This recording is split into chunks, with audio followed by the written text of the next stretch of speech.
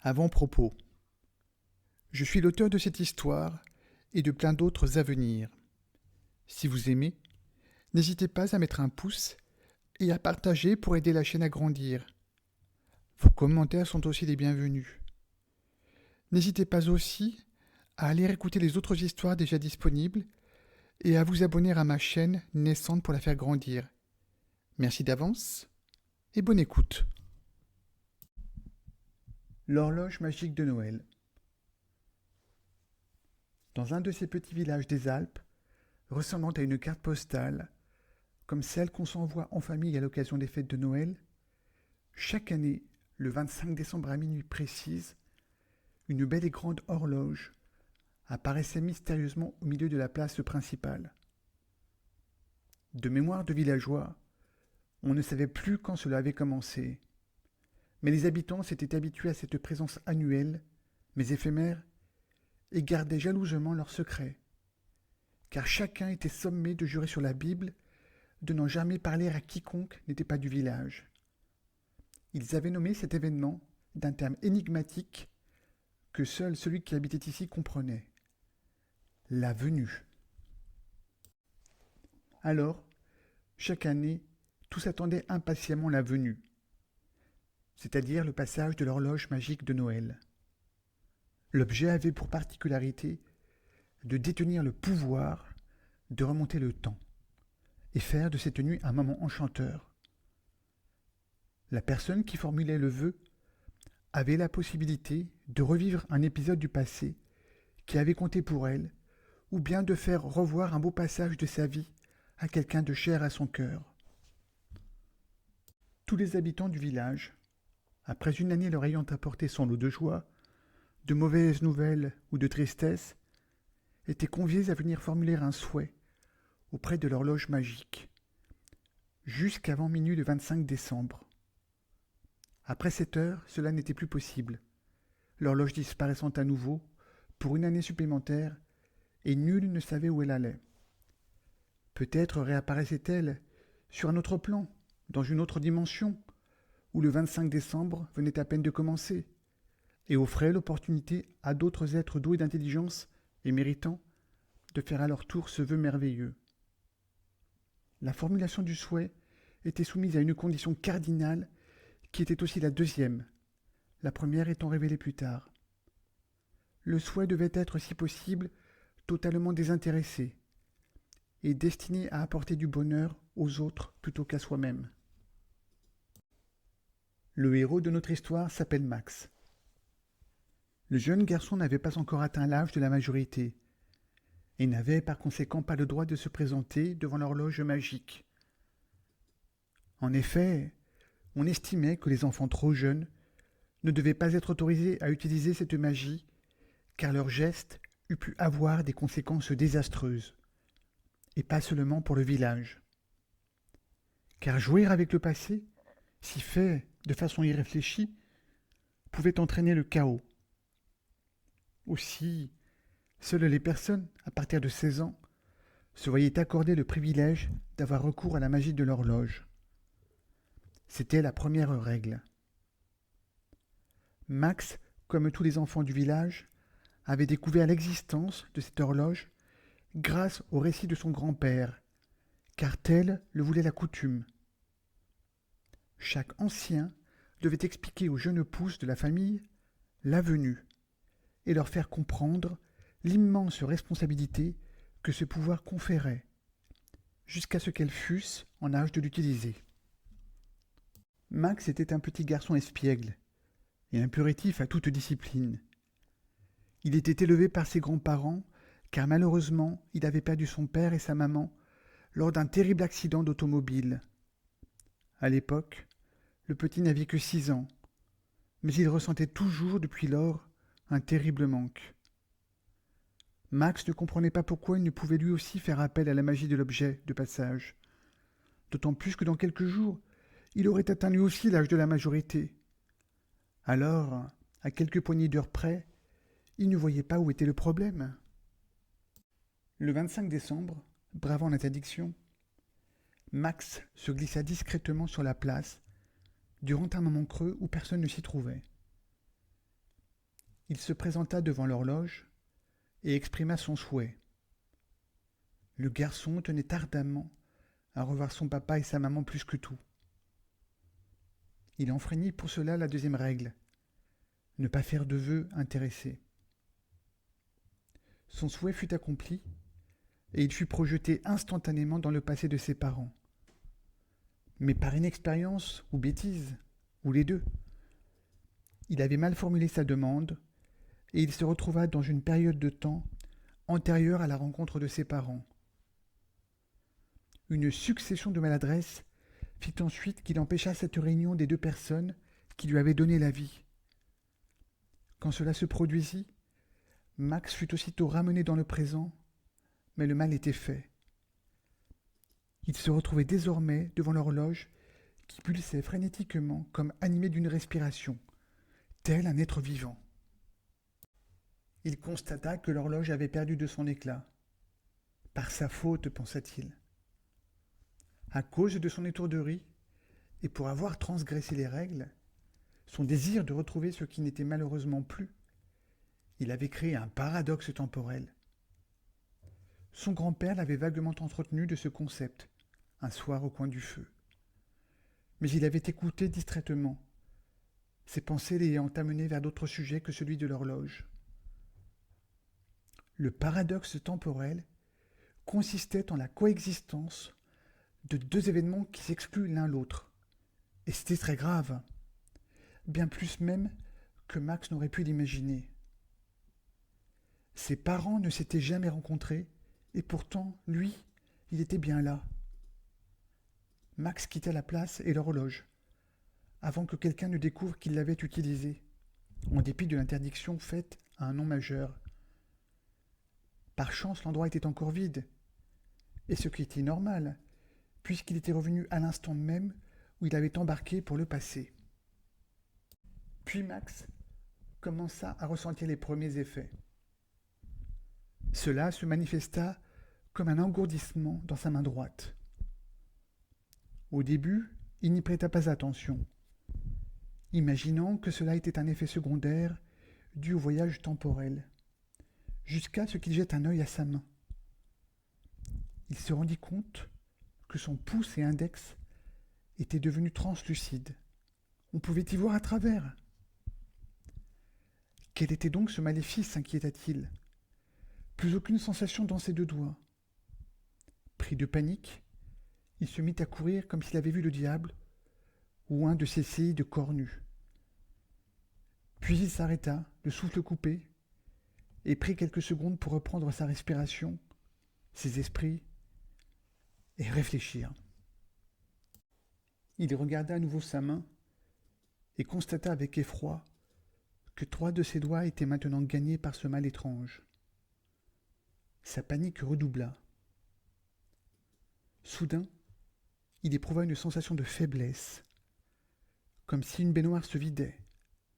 Sauf que ce n'était pas d'eau qu'il s'agissait, mais d'énergie, de son énergie vitale. Ses jambes pouvaient à peine le porter.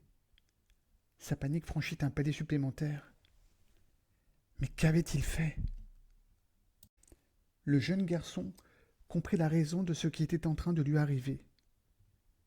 Ayant empêché avant sa naissance la rencontre entre les deux êtres qui lui étaient le plus chers, et par conséquent n'ayant pu venir au monde, l'horloge, la nature en d'autres termes, toutes les forces de l'univers, étaient en train de corriger, comme un ajustement, cette erreur. La conséquence, l'effacement de ce qui ne pouvait être, lui-même, car lui était devenu l'erreur. Il revint sur ses pas, mais péniblement, car il était de plus en plus faible, et voulut supplier l'horloge d'inverser le processus.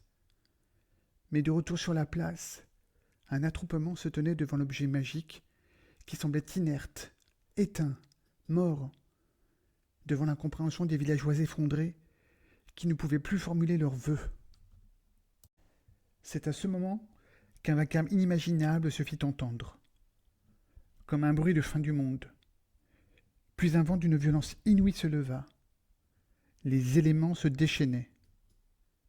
Max se tourna vers l'origine du bruit qui venait d'ébranler la petite ville pour constater avec stupéfaction et horreur. Au loin se dressait une tornade, comme il n'en avait jamais vu, et sans doute comme personne sur terre n'en avait jamais vu, gigantesque, plus large qu'une montagne, reliant le ciel et la terre comme un pilier mouvant, monstrueux et menaçant. La chose s'approchait. Elle était en train d'avaler tout ce qu'elle touchait, arbres, maisons et animaux, avant de s'attaquer ensuite, probablement aux hommes, réalisa Max. Le garçon comprit que le phénomène n'était pas naturel. Il s'agissait d'une autre terrible conséquence de son geste irraisonné. Non seulement il avait mis son existence en danger, mais en plus, la vie de tous les villageois était menacée par sa faute. De plus en plus paniqué, au milieu d'une foule médusée par la menace qui inexorablement glissait sur le sol dans leur direction, engloutissant tout sur son passage, le jeune garçon songea. « Il faut que j'aille voir grand-père. » Avec son savoir, il est probablement le seul à pouvoir aider pour trouver une solution, afin de sauver la communauté. Max arriva à la maison de ses grands-parents, en se traînant. Il frappa à la porte. Son bras droit était à présent translucide, et il ne le sentait plus du tout. Il remit son blouson pour le cacher, autant de honte que pour n'effrayer quiconque ou se voir poser trop de questions, ce qui aurait trahi sa responsabilité vis-à-vis des événements en cours. Sa grand-mère lui ouvrit la porte. Sa grand-mère demeura impassible, et Max en fut effondré en constatant qu'elle ne le reconnut pas. Il se présenta, mais aucune réaction. Il demanda à voir son grand-père qui s'approcha, puis il parvint à convaincre le vieux couple de le laisser rentrer. Le grand-père et grand-mère acceptèrent, car après tout, la ville avait toujours été tranquille, et ce n'était pas un garçon de son âge qui pouvait leur créer des soucis. Max comprit que cela était encore une autre conséquence du fameux paradoxe temporel. N'étant pas né, il ne laissait dans le présent aucun souvenir aux personnes de sa famille. Il tenta d'expliquer à son grand-père qui il était, puis se résolut à raconter toute l'histoire depuis qu'il avait formulé son vœu à des grands-parents incrédules. Enfin, il tira le rideau et montra la tornade, toujours plus proche et de plus en plus gloutonne. « La tornade là, elle va tous nous engloutir, car j'ai commis une faute, et en voici la conséquence cataclysmique. Cette chose-là dehors, elle n'est pas naturelle. C'est ma faute, vous comprenez? Ma faute. » Enfin, il révéla à son grand-père un secret intime, qu'il lui avait confié lorsqu'il était petit. Même sa grand-mère n'était pas au courant. Son grand-père en fut tout bouleversé et réalisa que ce petit inconnu disait visiblement la vérité. Max insista encore et encore, implorant son grand-père de l'aider à sauver le village. Il y avait sûrement un moyen. Alors, il demanda au petit de le suivre au grenier. Dans une vieille caisse en bois, il se souvenait avoir un livre sur la venue. Il ne l'avait plus ouvert depuis longtemps. Et peut-être y trouverait-il une indication sur les événements qui étaient en train de se dérouler. Max se sentait de plus en plus faible, et à présent il sentait que son autre bras était aussi touché, et aussi son ventre, et ses jambes. Le grand-père consulta ce vieux livre poussiéreux sur la venue, dont certaines pages tombaient déjà en miettes. Dehors, on entendait le grondement de la tornade alors que la tempête avait redoublé de violence. Les murs, les fondations de la maison en tremblaient. Puis son grand-père trouva entre quelques pages, presque cachées, un chapitre expliquant ce qui se passait si quelqu'un enfreignait les règles. Il y avait une possibilité de sauver la communauté, mais cela passait par un sacrifice, de celui ou celle à l'origine du désordre. Max devait se faire avaler par la tornade, et alors seulement elle retournerait dans le néant d'où elle avait émergé, et le village serait sauvé. Mais pas le jeune garçon. Max avala sa salive avec difficulté. Un garçon de son âge n'était pas préparé à mourir. Qui pouvait l'être? Cependant, il recouvra vite ses esprits. Entendu. Si par mon sacrifice je puis réparer mes fautes et sauver toutes ces vies, alors cela vaut la peine. Il n'y avait plus de temps à perdre. La tornade était toute proche, et le garçon dont le visage commençait aussi à s'effacer n'avait que quelques minutes à vivre, peut-être moins. Max savait désormais ce qu'il avait à faire. Il avait joué avec l'horloge, et il devait en payer le prix. Il fit ses adieux à ses grands-parents, bien que ceux-ci fussent incapables de se rappeler quoi que ce soit au sujet de leur petit-fils. Puis il sortit et rassembla ses forces, en se dirigeant vers le monstre tourbillonnant.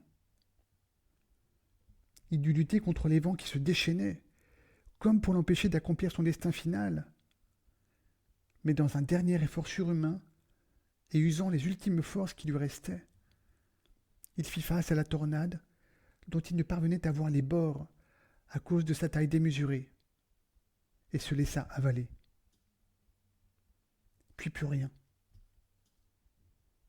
L'instant d'après, Max se retrouva devant l'horloge, à l'éclat et aspect retrouvés, comme la première fois qu'il s'était présenté à elle. Tout était à nouveau calme. Max se retourna, il regarda ses mains. Elles étaient de nouveau normales, et il ne se sentait plus faible. À l'horizon, plus de tornades. Au loin, l'horloge de l'église sonna les 12 coups de minuit, tandis que l'horloge magique, elle, s'évanouit dans une volute de fumée colorée. On était le 26 décembre. Max resta perplexe sur les événements qui venaient de se succéder. Tout à coup, le garçon entendit son nom. « Max, que fais-tu donc ici? Allez, hâte-toi et viens manger. » C'étaient ses grands-parents à sa recherche depuis plusieurs heures et qui s'inquiétaient.